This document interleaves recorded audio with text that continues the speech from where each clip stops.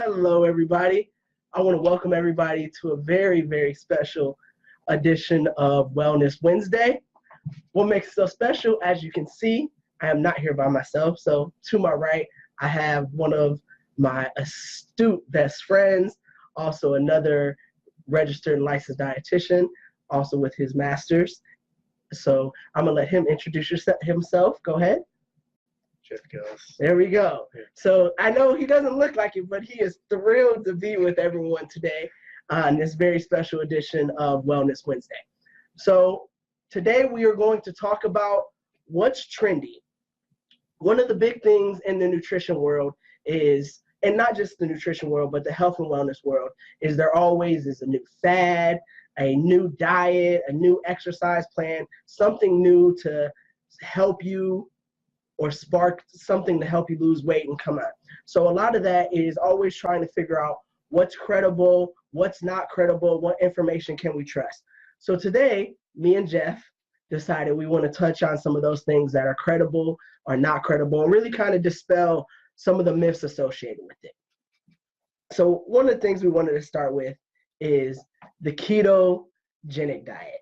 So there's been a lot of talk about the diet recently, and a lot of people are trying it.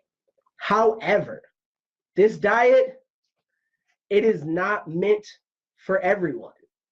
One of the biggest things of this diet is it was naturally started for people to attack certain medical diseases. So, Jeff, what's your experience with the diet? Well, I've never prescribed it when I was working in hospitals or anything like that. But I mean, from my understanding, I know that it's used specifically for specific medical conditions. And those medical conditions, honestly, I don't even remember, to be fair. But there was to treat those symptoms. It would reduce inflammation in a lot of ways and reduce symptoms for these conditions. So now somehow, somewhere along the way, somebody picked up on it and they decided that this was a great diet and this is somehow going to dramatically change your health or help you in some way. But fortunately, the issue is now that it's become so trendy, everybody is doing it thinking that it's somehow healthier for you, but it's actually dramatically less healthy for you than a high carb diet, which is what the body is intended to have. So with a ketogenic diet, basically you're taking something that's really, really high fat. And so you're focusing on fat and protein as much as you possibly can. You're reducing carbs by a dramatic amount. Ketogenic diets do typically give you some wiggle room in terms of carbs that you can take in, but in general, you're trying to limit that as much as possible. So it's just the newest trendy low carb diet, no different than Atkins or South Beach or paleo even for that matter. So there's a lot of things that are just sort of it's this natural trend that everybody kind of tends to go towards of villainizing carbohydrates for some reason. Carbs aren't the enemy. They're negative carbohydrates. There's positive carbohydrates. I mean, healthy and unhealthy maybe is a better way of saying it. But if you limit the unhealthy ones and you focus on the healthy ones, then that's great. You need carbohydrates in your diet. You need them for your body to be able to function. So then that gets into kind of all sorts of other problems with what ketogenic diet is doing specifically to the body.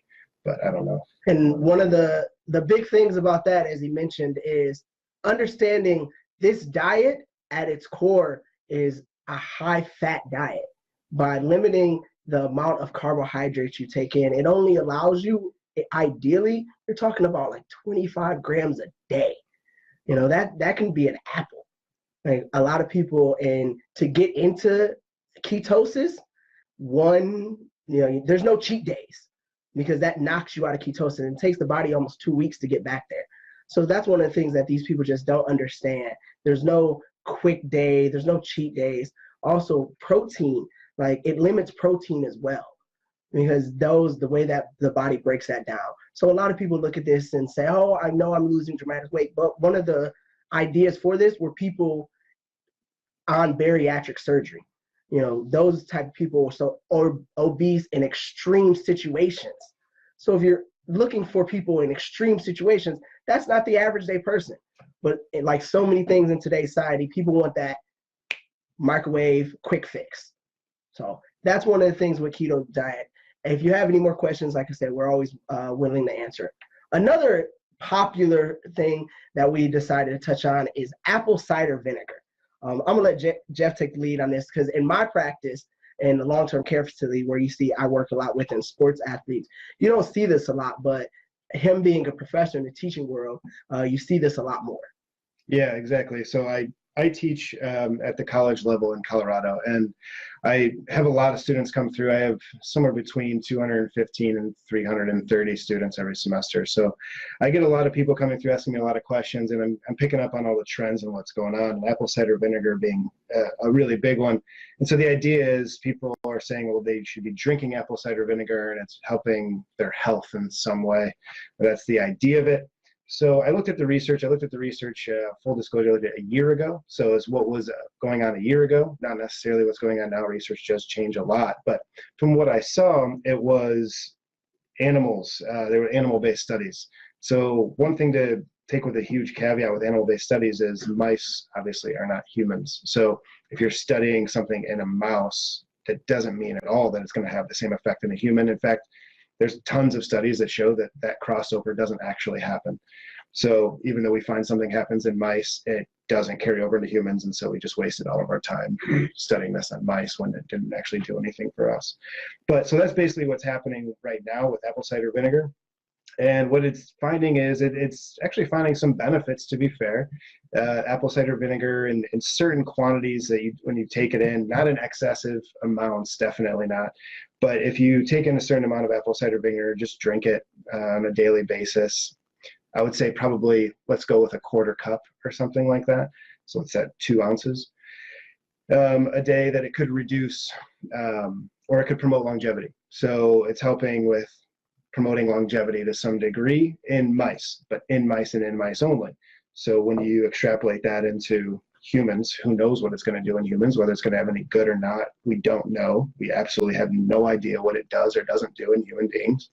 So my professional opinion on this is that if you want to drink it, fine, go ahead. It's still food. It's acidic. Vinegar is all acid. So if you're taking in a lot of acid in any way whatsoever, that could be promoting heartburn, it could be promoting acid reflux. So you'd have to take that with a grain of salt. It could be causing some sort of other GI upset in some way. And whether it's promoting longevity or not, we have no idea. So assuming you're not chugging it and drinking it as a staple in the diet, or you're not eliminating other foods that are healthy for you in some way, eliminating foods that have vitamins, minerals, fiber, etc., in place of this apple cider vinegar, then I don't think it's really a problem. But honestly, I seriously doubt it's doing any good for anybody. I don't think it's necessarily hurting you, but I don't think it's necessarily doing any good either. When you say longevity, so is it one of those situations where the idea is in the mice, they're consuming it and they're just living longer? So they're having so the idea of, understand, with a lot of things in the nutrition realm is there can be benefit, but in reality, in a lot of these claims, especially when you talk about supplementation, and this is something we can attest to consistently, is there is no substitute for a healthy diet.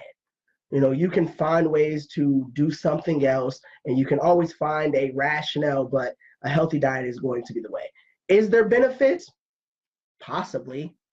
But is there a greater chance there's really not, and you're just spending more money on something you really didn't need to do? Could you get just as much benefit from drinking higher quantities of water and exercise, or just eating more fruits and berries with antioxidants and drinking water? Could you probably get the same benefits from that, or vitamin E, because we all know that helps the skin and those things? So could you probably get that? More than likely. So that's something to understand. With all these trends, you quickly find a commonality and a theme that is associated with saying that's probably where these go. On to the next one, coconut oil. So coconut oil, and then you see coconut water, not the same. So that's one thing to understand for anyone out there. Coconut oil and coconut water are not the same. Coconut water was a really big buzzword probably about 4 years ago. Yeah. About 4 years ago. It was like the new up and coming sports drink. And it was higher in sodium, but not as high as some other elements. And it seemed to be a little more natural. That buzz has since died out. But on the coconut oil. So what's this buzz with coconut oil? I from what I know about it, everyone's kind of looks at coconut as like this superfood and that hot button word everyone loves to throw around before something when it has a lot of rich in vitamins and minerals. So from your standpoint, what's with coconut oil?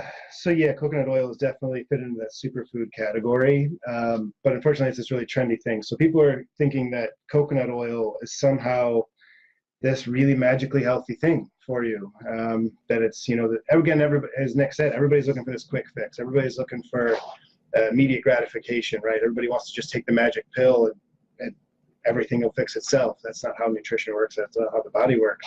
So again, coconut oil is just that new thing right now. It used to be acai berries, you know, now it's coconut oil. So it's always something else. But the issues with it, well, maybe I'll tell you the benefits, I guess, first. So the benefits are few and far between. The only benefit that's been found with coconut oil is that it reduces risk of Alzheimer's disease. That's it. Which makes sense, as the idea of Alzheimer's comes associated with the way the brain works, and a lot of things are associated with the amount of oil. So oil kind of correlates. That's really, for all full disclosure, that's where the keto diet is, why that diet is kind of directed towards people with seizures and Alzheimer's. That is where that, because of the amount of fat in the diet. So just kind of put an asterisk on that, where you start seeing how nutrition likes to weave and associate together. Continue. So the huge issue with coconut oil is, I mean, if any of you have ever bought it or ever seen it in the grocery store, you notice that it's in a plastic tub that's sitting on a shelf at room temperature, and it's entirely solid. It's a white solid, right? When you scoop it out, it comes out in a solid chunk. That implies that it's saturated fat. And if you want to look it up, by the way, go ahead, type into Google something along the lines of lipid profiles of different fats or something like that, and you'll see it'll tell you the amount of saturated fat versus monounsaturated versus polyunsaturated in all these different oils. So everything, olive oil has mostly monounsaturated, same thing with canola oil, butter has mostly saturated fat, coconut oil has mostly saturated fat also. Coconut oil actually has more saturated fat in it than butter does by percentage. So saturated fat, which you may or may not know, is the unhealthy one.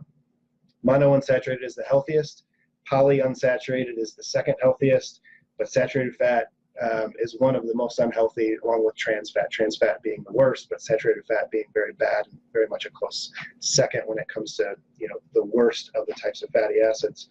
And so with that, if you're taking in a lot of saturated fat, it causes, we know for a fact that saturated fat in the diet causes clogging of blood vessels. That leads into greater risk of heart attacks and strokes and pulmonary embolisms and all sorts of other problems that happen in the blood vessels, in the cardiovascular system. So with that, coconut oil has become this really trendy thing. And I think it's probably because it comes from a plant. It becomes from a plant, so everybody thinks, well, things come from a plant, they must be healthy. That's not true at all. The vast majority of things that come from plants are healthy, yes, but coconut oil is one of the exceptions to that rule, or coconut is one of the exceptions to that rule. And so along those lines, it has this really high quantity of saturated fat, even more so than butter. So actually, you could actually make an argument that coconut oil is less healthy for you than butter is. Again, not to say you should eat butter, because butter is awful for you as well. But same thing with lard, same thing with coconut oil. But honestly, if you had to put those into a list or something, if you had to put those into a category and rank them, coconut oil would easily be the worst type of fat that you could ever possibly consume from a health standpoint. It's added into all sorts of things now because it's so trendy, because people want it, because people think it's going to be healthier for them when it's unfortunately not. So you have to look at food labels. You have to see where it is, where it isn't. It's just a really high saturated fat content. And with that comes just a ton of problems. And with it being so new right now, people are thinking that, oh, this is great. It tastes great. It has this really richness to it like butter has, but it's not butter, and it's healthier than butter. Actually, it's worse for you than butter. And one of those things to really understand is when you start getting those, what seems to be new, you know, I always like think it's that new shiny toy. It's like, oh my gosh, this is amazing. Like, it's different from this, and it's marketed as being healthier than butter. So it's like I get all the benefits of health and none of the bad of butter, when actually, just as described, it actually in many cases can be worse off with butter. And we all know butter's bad for you. So it's really actually in many ways worse for you, because at least we know butter is bad. Butter's not trying to hide and say something it's not. It's not masquerading. Whereas coconut oil in a lot of ways is giving you the flavor, but it's masquerading as healthy. So people are just kind of consuming it. And that's one of the things we have to be mindful of. So that word was lipid profile of oils. So lipid, L-I-P-I-D, profile of oils. If you're wondering, you want to Google it. You're always more than welcome to ask questions, or I'll put my information at the end. And then the last thing we're going to touch on. Can I say one more thing about coconut oil? Always, go ahead. One more thing, go ahead. It's got one more. I remember, so one thing I like to say a lot is so even though coconut oil reduces risk of Alzheimer's disease, smoking cigarettes also reduces risk of Parkinson's disease. It doesn't mean you should smoke cigarettes, right? We know it's a cause of cancer. We know it's a cause of cardiovascular disease. We know it's a cause of all sorts of problems. Cigarette smoking, that is. So even though there's one benefit to something, doesn't mean that there's going to be this overwhelming benefit for everybody across the board. In fact, there can be an overwhelming negative otherwise too. That's an amazing point. Yeah. And a statistic I did not know myself. See, Wellness Wednesdays, even I learned. That's the beauty of this. I'm even learning.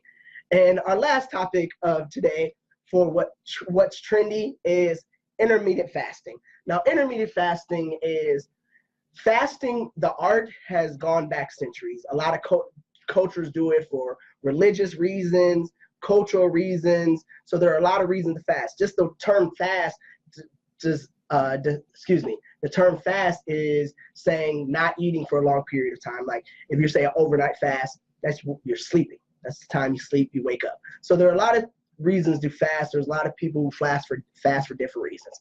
What we're going to talk about is this notion of intermediate fasting, which there are a lot of people who do it a lot of different ways. One example is some people will say they will eat or only fast between one time, maybe 7 to 3, or they'll only eat from 7 to 3. And then after that, they'll fast. So there are a lot of different ways to fast. One of the things that my concern about fasting is the body wants to be fed in a certain way. Very similar to how I explained about how the body wants to be fed during the satiety from the previous Wellness Wednesday. The body wants to function kind of like a machine. It wants to be fueled over. You want to try to eat every 2 to 4 hours because that body wants to be fueled naturally. It wants that consistent go. It doesn't want to be overstuffed, so it doesn't have to slow down, and it wants enough to be continuously going. So if you're running into consistent bouts of fast, there's a chance that your body's not getting fueled efficiently. Another example of the intermittent fasting where it can slow down. However, Moon will tell you some of the research that he's on that goes. See, he's like, Moon's much better at the research and the tactical. I'm kind of a hands-on guy. Like the tag team duo. I just think it's funny you just call me Moon, but they don't know. Oh yeah, I did. Look, it's kind of like a natural thing. So yeah, that's it. All right. So intermittent fasting. The issue with intermittent fasting is very similar to apple cider vinegar. So it's a relatively new idea. We don't have research to know what it does in humans. We have research to know what it does in mice. That doesn't extrapolate to humans. So this becomes this problem of we don't even know what it's doing, but people are getting caught up in this new trendy idea and they're running with it and just hoping for the best. So again, as Nick said, like intermittent fasting, people have this idea where they'll only eat for a certain period of the day. So from what my experience with individuals that I've worked with intermittent fasting, at the college level, again, it's individuals that like eat from 7 a.m. to 3 p.m. and then that's it. That's the only time of the day that they eat. They won't eat thereafter. They won't eat after 3 p.m. until bed, until the next morning, right? So it gets into a few scientific principles in terms of what it's doing to the body and the idea behind what it's doing. Whether it's actually doing that in humans or not, we don't know. And in terms of what we're finding out in animals, it's saying that it's promoting longevity again. That it's helping with this general overall health and to some degree to sustain life for that many more years or, in mice terms, weeks or something. So what is the principle behind it? At least what's the concept that intermittent fasting is hoping to obtain that you said? Yeah. What is the idea that it's hoping to obtain? So the idea again, so you got to go back to understand initially that your body wants carbohydrates to function. It's what your body wants carbs for, is for energy. That's why you eat. That's why you're supposed to eat more carbs in a day than protein and more carbs in a day than fat, because your body needs that just to keep itself alive, just to keep everything functioning. So with that, if your body wants carbs and you're giving it those carbs within the 7 a.m. to 3 p.m. range, your body's going to use those carbs. Then the principle is, well, after that time frame, once you stop eating 3 p.m. until the next morning at 7 a.m., that your body has to rely on using fats for energy. And so the idea is that your body's going to become more efficient at using fats because you're giving it more of a time frame to have to use fats to keep itself alive. So you're maximizing the principle is that you would be theoretically maximizing use of carbs while you're eating, for half the day, and then utilizing fats for the other part, even the vast majority of the day, really, if you're including when you're sleeping.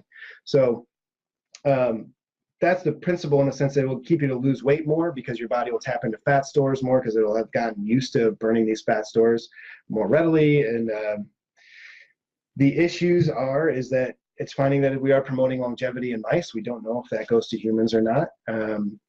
And the issues are, well, are you eating the appropriate amount of calories that you need in a day in the time frame that you're eating?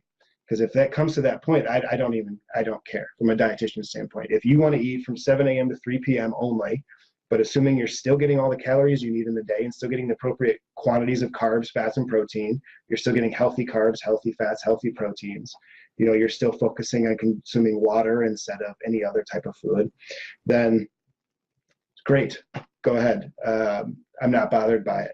If you're eating only breakfast and lunch and you're just skipping dinner, and that's your way of intermittent fasting, then I have a problem with it because then you're not getting all the nutrients that you need and all the nutrition that you need to fuel your body. And then it gets into issues of, are you getting all the vitamins and minerals and fiber that you need also? The vast majority of Americans don't get anywhere near enough fiber in the day than what you need, which is why we have such higher rates of colon cancer and other problems that go with low fiber intake. So again, so if within that time frame that you are eating, whether it's 7 a.m. to 3 p.m., if that's what you so choose to do, again, that's just my experience in terms of what people have done that I've worked with. If you do that and you're still getting in all of the nutrients that you need in that time frame, great, go ahead. It doesn't bother me at all. And so basically one of the things that I hear and I take away from that is balance. Because it said during that time frame, if you're consuming what you're supposed to consume, you're getting all the nutrients, fats, and things you're in during that time frame, then he's okay. That just promotes balance. And in so many of these practices, and as we went through each one of these trendy ideas, the key kind of concept is balance. One thing that my takeaways are balance, making sure you're eating. There's no shortcut to nutrition. I'm sorry. I hate to be the one to burst your bubble. There's no shortcuts.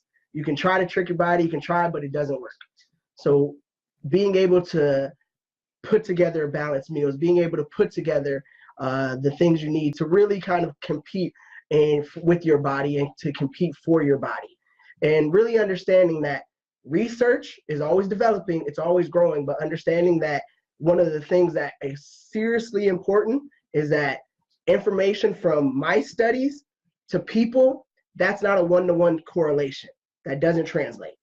There is a big gap between what happens in animals and what happens in people. That information doesn't extrapolate. That means it just doesn't transfer. That's a stepping stone to hopefully get to people. That does not mean it works in people. So understanding that just jumping on something because it worked in mice doesn't mean it's gonna work in little Susie Lou. Little Cindy Lou cannot, and all her Whovillers, does not mean it's gonna work in them. That's not what it means. Don't you laugh at me, okay? So, so that's what I understand. So we have a question that says, what if you have IBS? I can't eat twice a day, being on a 24-hour basis. So we have a question in. I'm gonna just touch on this question kind of quickly because there's a lot of people who suffer from IBS. And for those who don't know, that's irritable bowel syndrome. There's a lot of information out there and a lot of research that is associated with IBS. One of the starts being about the fiber, and that's really where you start looking at it, and the pre and post cause is where you start really kind of having like mixed kind of conversations on it, because it depends on how severe. Because some people say you get to a point where it translates and is very similar. You treat it very similar to diverticulitis, so you don't want any shells, hooves, nuts, anything that can really irritate the lining, irritate the villi. Those look like little fingers that grab onto your nutrients in the stomach. So you have that situation. So trying to really becomes about smaller meals and trying to limit like your fat and really understanding carbs even more so can be a big help during that situation because they can break down easy. You have anything to add on that one? No, I agree with all that. With IBS, with that question, I have a lot more follow-up questions that I would have to ask to really figure out what's going on and if there's a problem that I could remedy as a dietitian, or whether what you've tried and what you haven't tried. And then getting into the types of foods and whether you're getting the nutrients that you need to get in the day. I mean, that gets into a lot of questions. So, I mean, I wouldn't have any problem answering your questions. If Nick wants to pass along my contact information for you, if you want to reach out to Nick yourself, just talk to him and go for it. But I don't know, with that question, it just leads to probably several other questions that I would need to have answered before I could really give you a good answer. Cool. So that was just kind of a general overview of the answer. I just want to kind of touch base for anyone who might be experiencing IBS, just to kind of get a general overview of what that disease process is. But so with that in mind, that is the Wellness Wednesday. What's trendy? Like I said, we went over the keto diet, apple cider vinegar, coconut oil, intermittent fasting.